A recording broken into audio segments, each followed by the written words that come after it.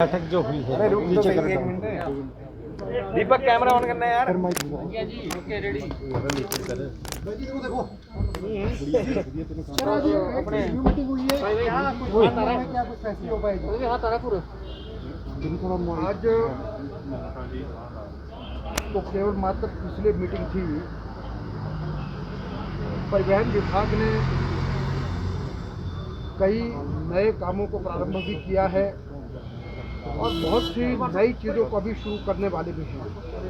उस सब पर एक रिव्यू मीटिंग रखी थी, तो मीटिंग हुई है और उसमें माननीय मुख्यमंत्री जी की अध्यक्षता में हुई है और उसमें लगभग पिछले जो कार्यकाल हमारा है तो सारे समय में जिन जिन कामों को किया गया है, चाहे उसमें हमारे बस अड्डे हैं, चाहे कोई और कोई काम है, तो उन सब पर विस्तृत रूप से चर्चा की है और आगामी आने वाले समय में जो जो हमारी कमिटमेंट्स हैं उन सबको पूरा करने के लिए हमने सारी योजना तैयार की है। तो के साथ बसें चलाने को लेकर के निर्णय हुआ था, आज से बसें नहीं चली है, प्राइवेट बस ऑपरेटर उन्होंने बसें नहीं चलाई है, तो क्या सॉल्यूशन है? थोड़ा इधर देखिए, जहाँ तक मुझे लगता है कि अभी जो स्थिति बनी है उस सब में हमने कहा है कि सोशल डिस्टेंसिंग के साथ स्टैंडिंग ना हो, तो उसमें बसें हमारी चलेंगी, वो हमने छूट प्रदान कर दी है। सर एसओपी जारी नहीं हुई, गाइडलाइन नोटिफिकेशन जारी नहीं, क्या जल्द हो जाएगी? बहुत जल्द हो जाएगी, एक आध दिन में हो जाएगी और उसमें जो है सभी लोग चलेंगे और उसमें हमने कहा स्टैंडिंग में कोई नहीं रहेगा।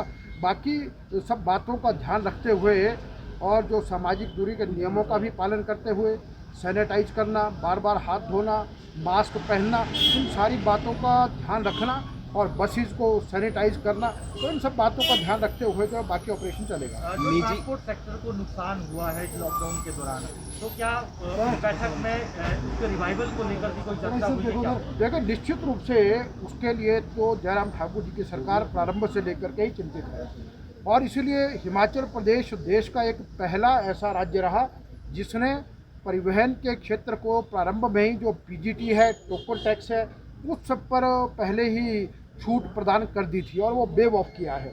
और उसके बाद ये कहा कि जब भी गाड़ी की फिटनेस होती है तो उस समय भी गाड़ियों का खर्चा 15-20 हज़ार तक होता है, तो इसलिए उसके लिए भी अभी छूट प्रदान की है। और साथ में जो ग्रीन टैक्स उस समय जो यानी कि प्रारंभ में ले दिया जाता था 5%, उसमें भी छूट दी है। तो इसीलिए विभिन्न तौर पर एक ये पूरा पैकेज दे करके जो उसमें हम संभावना तलाश की है हमने, जिससे हम उन सब की मदद कर सकते। सर निजी बस वाले किराया बढ़ाने के लिए बोल रहे हैं, निजी बस किराया बढ़ा रहे हैं। देखिए, अभी तक इस विषय पर कोई विशेष चर्चा नहीं हुई है, लेकिन हम सारे के सारे इकोनॉमिक्स को देख रहे हैं कि कैसे क्या होता है। लेकिन अभी तो फिलहाल ये लगता है कि हिमाचल प्रदेश की जनता बहुत जागरूक है और हमने देखा कि जब कोई बहुत आवश्यक काम है तो लोग घर से बाहर तभी निकल रहे हैं। तो इसलिए इस सारी स्थिति पर हमारी नज़र है, देखेंगे कि व्यावहारिकता में क्या उचित है तो उस आधार पर फैसला करेंगे। निजी बस ऑपरेटर कभी मना कर देते हैं, बस नहीं चलाएंगे, कभी हामी भर देते हैं, तो देखिए, मैं निजी बस ऑपरेटर्स का भी बहुत धन्यवाद करता हूं कि व्यावहारिक समस्या वो भी समझते हैं और हमको भी मालूम है कि उनकी बहुत सी चीज़ें बहुत जेन्युइन हैं और हिमाचल प्रदेश में निजी बस ऑपरेटर्स ने भरपूर प्रयास किया है गाड़ियों को चलाने का और एचआरटीसी भी अपनी गाड़ियाँ चला रही हैं। लेकिन अभी तक जो हमको लग रहा है कि अभी तक भी गाड़ियों में रश नहीं आ रहा है और अभी जो मैंने पहले भी कहा कि अभी सावधानी सभी इतना बरत रहे हैं कि, और इसलिए कि अब इस सब को थोड़ा सा यानी लाइन पर आने में थोड़ा समय लगेगा।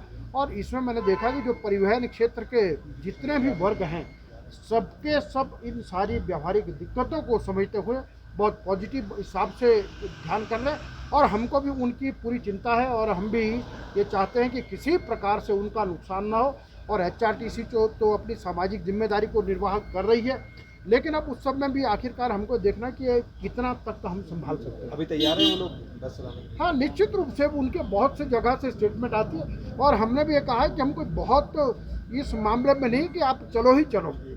हमने कहा है कि अगर यदि जहाँ पर लगता है कि आपको यात्री मिलते हैं, लोग आ रहे हैं, तो वहाँ पर चलना चाहिए और यदि कहीं पर यह लगता है कि आपकी कमाई और खर्चा पूरा नहीं हो रहा तो मुझे लगता है उसमें समझदारी नहीं है कि फिर और वो हमने निर्णय व्यक्तिगत तौर पर ऑपरेटर्स पर भी छोड़ के रखा कि ताकि उनका भी कोई बड़ा नुकसान ऐसा ना हो।